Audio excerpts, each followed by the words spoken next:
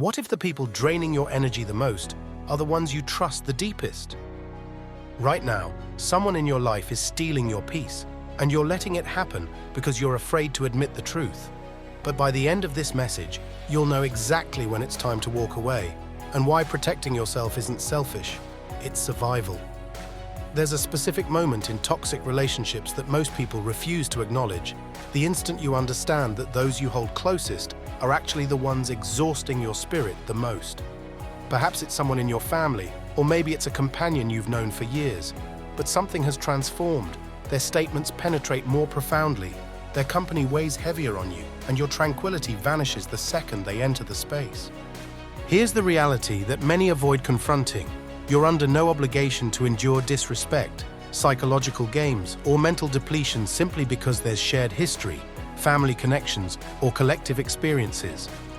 Ancient wisdom about resilience teaches that your primary obligation is safeguarding your consciousness, your hours, and your internal calm, even when that requires distancing yourself from those who believe they have the right to cause you harm.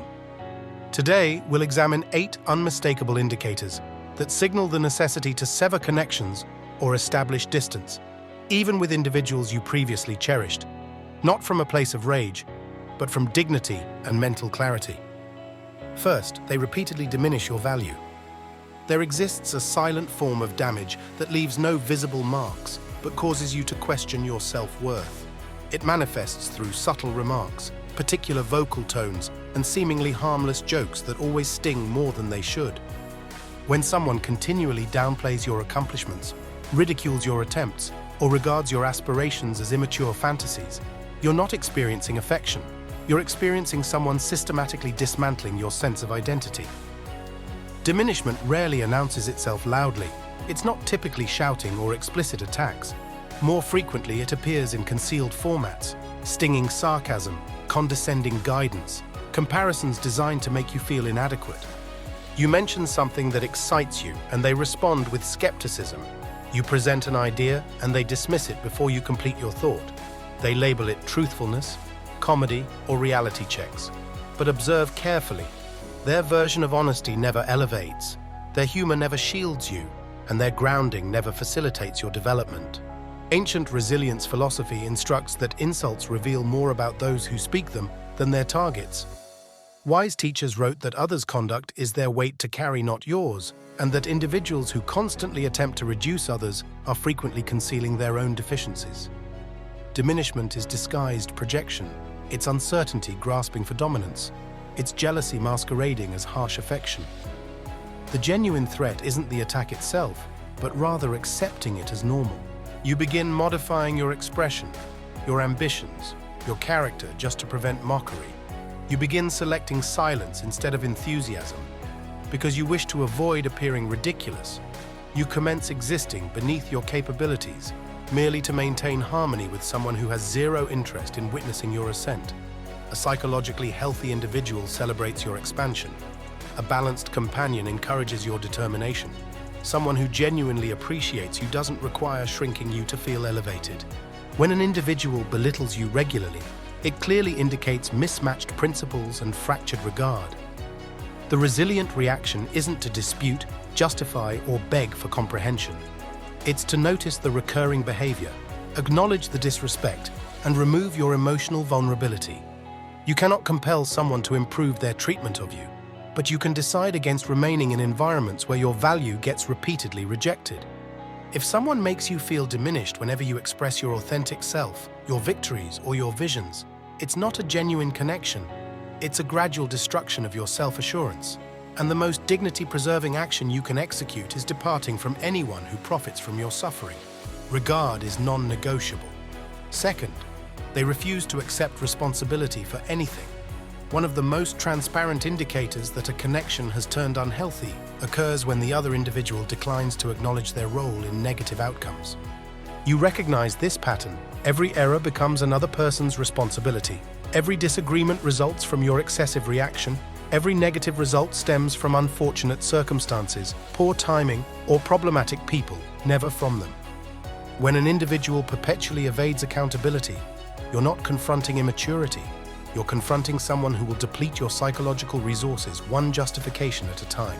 Individuals who never accept responsibility master the art of narrative reconstruction. They'll distort discussions, deny statements they clearly made, transfer fault onto you, or employ selective recollection to portray themselves as victims. Challenge them regarding their actions, and they'll suddenly appear bewildered or injured. Hold them accountable, and they'll charge you with being overdramatic, unjust, or excessively emotional. It's a repeating sequence. Assign blame, redirect, induce guilt, then restart. This conduct isn't accidental, it's deliberate self-preservation. Confessing mistakes demands humility, psychological development, and internal awareness.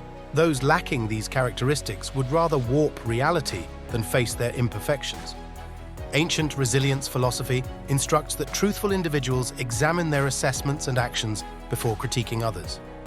Wise teachers documented that intelligent minds concentrate more on self-correction than blaming the world. But someone who rejects responsibility does precisely the reverse. They shield their pride at the expense of your mental stability. Gradually, this pattern trains you to shoulder psychological burdens that aren't rightfully yours. You start apologizing merely to conclude arguments. You begin doubting your recollection, your motivations, even your moral character. You feel as though you're perpetually resolving issues you didn't generate, as if maintaining tranquility is exclusively your responsibility. It's draining, and worse, it convinces you that you're the unreliable one. But here's the actuality. Accountability signals respect. When someone refuses to claim their actions, they're communicating that your emotions, your reality, and your limits are irrelevant. They're demonstrating that they value their ease over your welfare. And if they don't shoulder their portion of the relationship, you eventually carry the load for both parties until you break down. The resilient reaction is precision, not confrontation. You don't debate with someone who has zero intention of recognizing truth. You observe their recurring behavior and create space. You establish protective limits for your psychological territory. You cease accepting blame that doesn't belong to you. A relationship devoid of accountability isn't a partnership, it's a weight. And selecting distance from someone who perpetually positions you as the problem isn't harsh, it's self-regard. Their weapon is blame, your defense is clarity. There exists a particular relationship type that only radiates warmth when the other individual wants something from you: your hours, your focus, your psychological effort, your financial resources, or your assistance.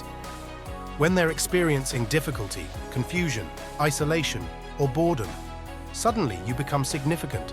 Suddenly their communications arrive rapidly, their phone calls increase in frequency, their manner becomes gentler, but the instant their emergency resolves, they disappear, their warmth evaporates, their interest diminishes, and you're left questioning why you perpetually feel utilized but never appreciated. This isn't genuine connection, it's strategic convenience, and convenience doesn't constitute friendship. Individuals who exploit you frequently mask their motives skillfully. They might present it as seeking guidance, simply wanting conversation, or reaching out because you're the sole person who comprehends. But pay attention to the recurring pattern. Do they ever inquire about your well-being without requiring assistance? Do they honor your achievements? Or do they only contact you when seeking psychological relief from their personal troubles? Do they contribute anything to your existence? Or do they merely extract? Ancient resilience philosophy instructs that beneficial relationships rest on reciprocal contribution, not unilateral extraction. Wise teachers wrote that authentic companionship builds upon character, not practicality. Someone who only materializes when it serves them isn't a companion, they're a consumer disguised as one. Their involvement in your life is conditional, transactional, and fundamentally exhausting. The concealed threat in these connections is how subtly they condition you to become their rescuer. You begin responding to every contact because guilt compels you. You abandon everything to assist them even when depleted.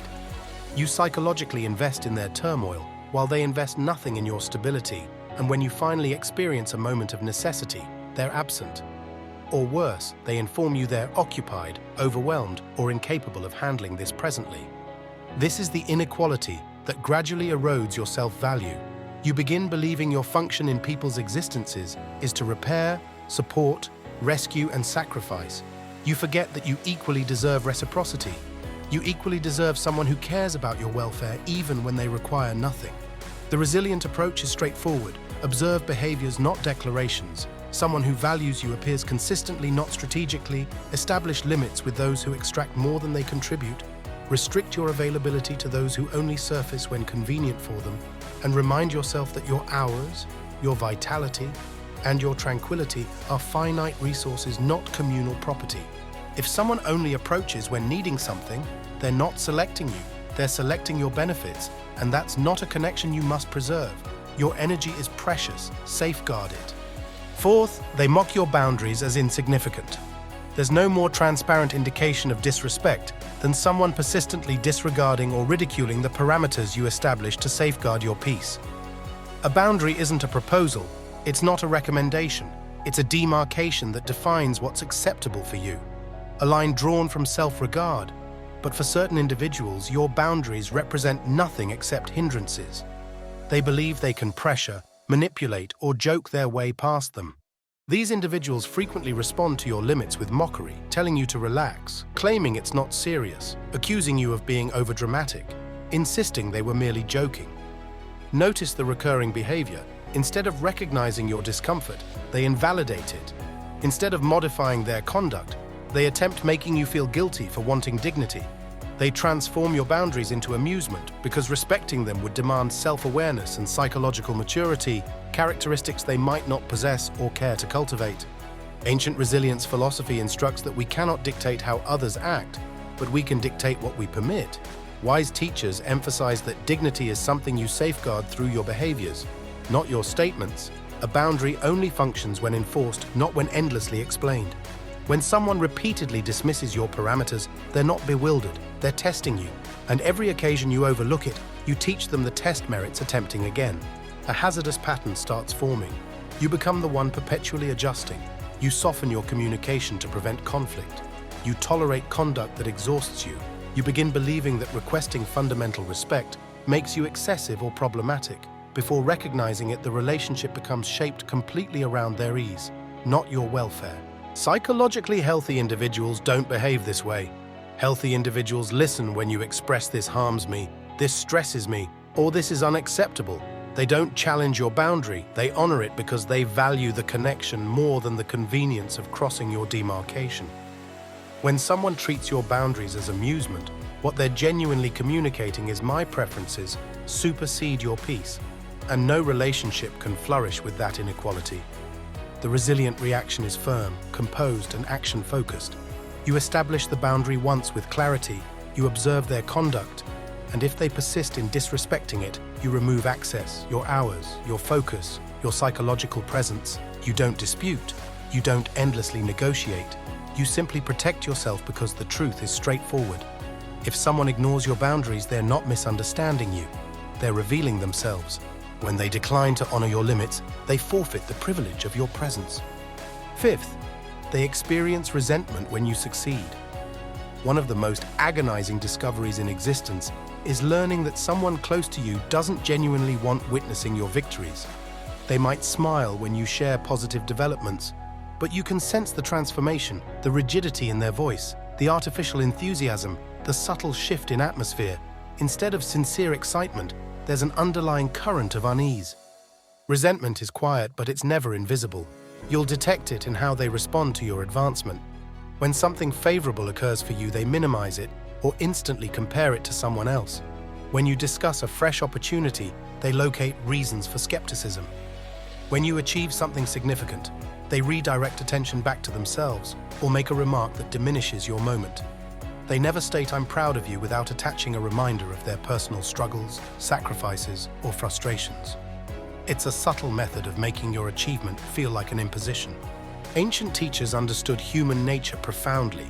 Resentment, they instructed, doesn't originate from another's success. It originates from an individual's unaddressed insecurity. Wise teachers wrote that people gravitate toward envy through their personal suffering, meaning that resentment is never about you. It's about the void they refuse confronting within themselves. Your development exposes what they've avoided. Your confidence illuminates their self-questioning. Your advancement threatens the consistency of the narratives they tell themselves. But resentment becomes hazardous when it transforms into subtle undermining. You might notice they discourage your pursuits, plant uncertainty, minimize your accomplishments, or even spread rumors privately. They might pretend supporting you publicly but resent you privately. And if the individual is family or a long-term companion, the betrayal feels heavier because the bond was supposed to be secure. You cannot construct a peaceful existence while surrounded by individuals who secretly hope you remain limited. When those around you feel threatened by your development, you will diminish yourself without awareness. You will share less, aspire less, and dim your own radiance just to prevent their discomfort. But your existence isn't meant to be constrained by someone else's insecurity. The resilient reaction isn't to resent them, dispute with them, or attempt proving your value. It's to quietly protect your vitality. You reduce what you share. You keep your objectives guarded. You surround yourself with individuals who celebrate your victories sincerely, not conditionally. A genuine companion doesn't compete with you. They ascend alongside you. When someone's encouragement vanishes the instant you rise, believe what their silence exposes. Not everyone merits a prominent position to your success. Sixth, you perpetually feel like you're navigating a minefield. A relationship becomes psychologically hazardous the instant you realize you're no longer being authentic. When every statement must be calculated, every reaction measured, every truth softened, and every emotion suppressed just to maintain harmony, you're not in a relationship. You're in a psychological danger zone. Navigating carefully isn't a sign of consideration, it's a sign of fear, and fear has no place in the presence of someone who genuinely cares for you. You recognize this recurring behavior. Before speaking, you rehearse your sentences mentally. Before disagreeing, you analyze how they might respond. Before expressing anything genuine, you ask yourself, will this upset them? Will they distort this? Will they penalize me for being honest? Your nervous system becomes excessively alert, perpetually scanning for mood alterations, tone variations, or psychological traps. This isn't connection, it's survival. Individuals who create this type of atmosphere frequently do so through subtle psychological manipulation, guilt induction, unpredictable responses, passive-aggressive remarks, abrupt silence, or weaponizing your vulnerabilities. Their inconsistencies keep you unbalanced. Their moods control the relationship's temperature, and instead of addressing their personal emotional volatility, they make you responsible for managing it. You become the caretaker of their disorder. Ancient resilience philosophy warns against granting others this degree of influence. Wise teachers instructed that the greatest enslavement is psychological dependence on another individual's moods, assessments, or validation. When you're perpetually adjusting yourself to prevent upsetting someone, you forfeit your autonomy. You forfeit your expression gradually. You forfeit your identity.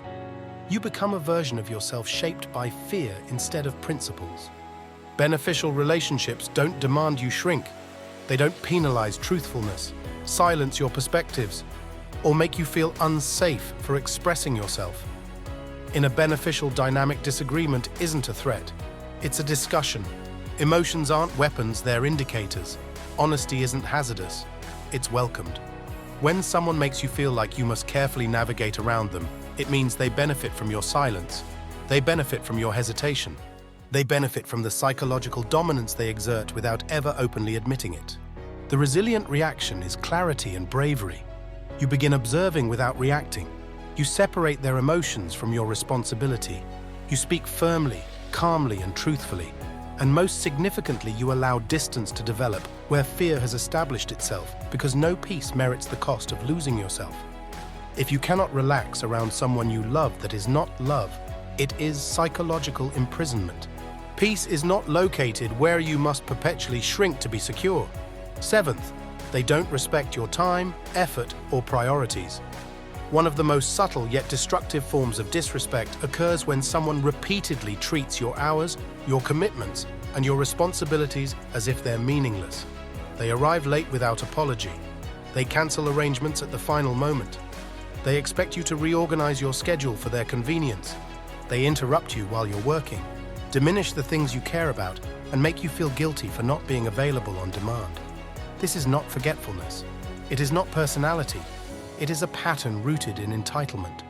Individuals who genuinely value you comprehend that time is existence, and when they disregard your time, they're disregarding your life.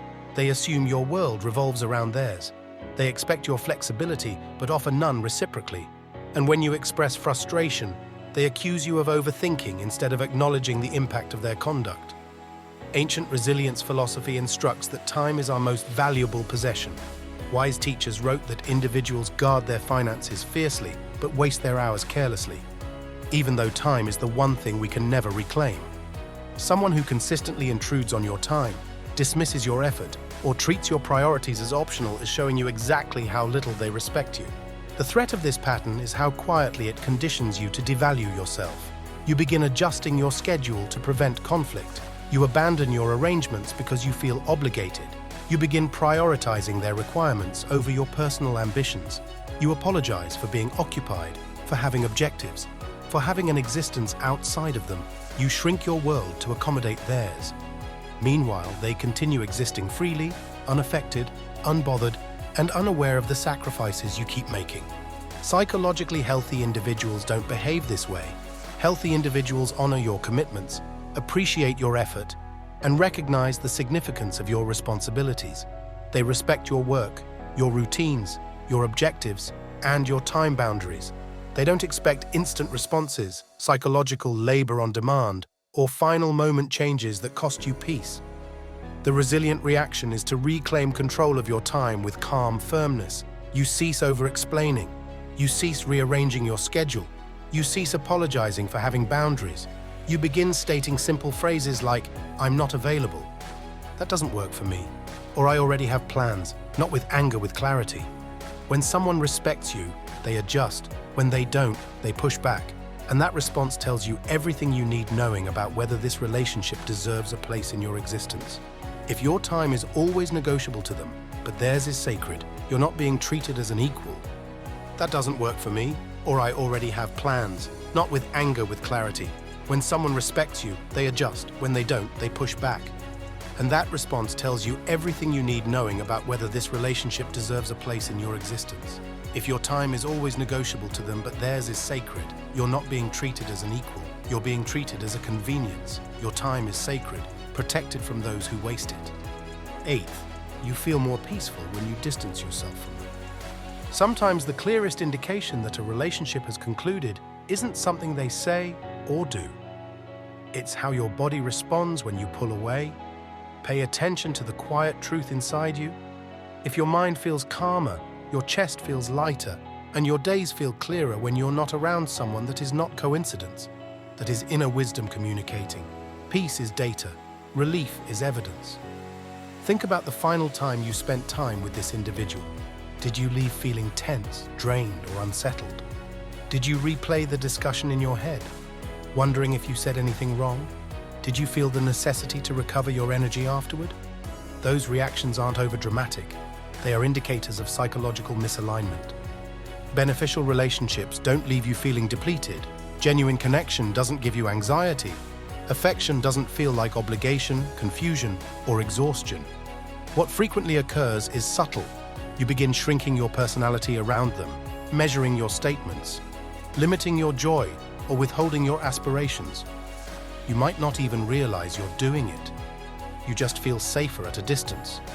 That is your nervous system telling you the truth long before your mind is ready admitting it. Ancient resilience philosophy instructs that the soul recognizes what aligns with principles and what erodes it. Wise teachers wrote that what is beneficial for your nature brings harmony. What is not brings disturbance. Peace then becomes the ultimate compass. When someone's presence creates chaos, but their absence creates clarity, the relationship is communicating for itself. Individuals who are right for your existence add stability, inspiration, and calm. They don't bring constant tension, unpredictability, or self-questioning. They don't force you into psychological recovery mode after every interaction. The inequality you feel is a signal, not a deficiency in you. The most hazardous thing you can do is ignore this signal. Many individuals remain in draining relationships out of guilt, habit, or loyalty to history. But loyalty to your past should never cost you your future. You don't owe anyone access to your mind or your vitality if their presence harms your inner world. Distance is not punishment, it's protection. Space is not cruelty, it's clarity. The resilient reaction is to trust the evidence of your personal peace. You honor your psychological reality without apology. You create distance without drama. You select environments, relationships, and individuals who help you stay aligned with your highest self, and you allow what is harmful to fade without chasing closure or explanation. If distance brings you back to yourself, that relationship was costing you too much. Peace is the proof. Always trust it. Here's what all of this comes down to. Relationships are supposed to strengthen you, not drain you. They are meant to bring clarity, not confusion, growth, not guilt, peace, not psychological chaos. When the individuals closest to you repeatedly cross your boundaries, minimize your emotions, take without giving, or make you shrink to stay connected, that is not affection. That is erosion. And erosion, if ignored long enough, destroys everything from the inside out. Ancient resilience philosophy reminds us that protecting your inner world is not selfish. It is responsible. Wise teachers wrote that your mind is your kingdom, and you must guard it as you would guard something sacred. Walking away from individuals who damage your peace isn't cruelty, it's maturity. It's the decision to cease negotiating your value with those who never intended to value it in the first place. You now have 8 unmistakable indicators to listen to. 8 moments of truth that expose when a relationship has crossed the line from meaningful to harmful. And if one or more of these indicators resonated with you, don't ignore that instinct. Your peace is communicating to you. And if one or more of these indicators resonated with you, don't ignore that instinct. Your peace is communicating to you. As you move forward, select clarity over guilt, strength over attachment, and inner peace over outdated loyalty. And remember, distance doesn't break genuine relationships. It only exposes the ones that were never genuine to begin with. If this message spoke to you, share it with someone who needs it, and comment below, "I choose peace."